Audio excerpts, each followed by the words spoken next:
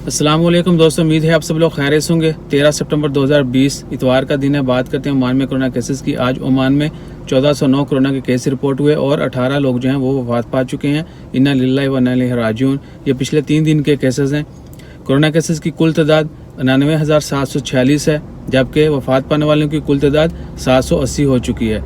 इसके अलावा पिछले 24 घंटों में जो है 52 मरीजों को हॉस्पिटल में एडमिट किया गया और कुल तादाद हॉस्पिटल में एडमिट मरीजों की 470 है। 161 मरीज अभी तक आईसीयू में हैं और सेहतयाब होने वालों की कुल तादाद 83,771 है। प्लीज़ अपना ख्याल रखें और दुआ करते रहें कि अल्लाह ताला इस वबा को जल्द से जल्द ख़त्म करे और हम सबको आप सबको अपनी हिफ्ज़ ईमान में रखे। No in English. Dear all, today on 13 September on Sunday, Oman report 1409 COVID-19 cases while 18 people died due to COVID-19. These are the last 3 days digits. And total cases in Oman are 89,746 while total death due to COVID-19 in Oman are 780.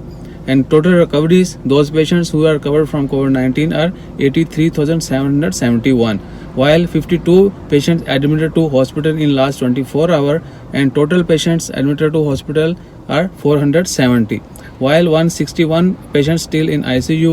Please pray for everyone and stay blessed.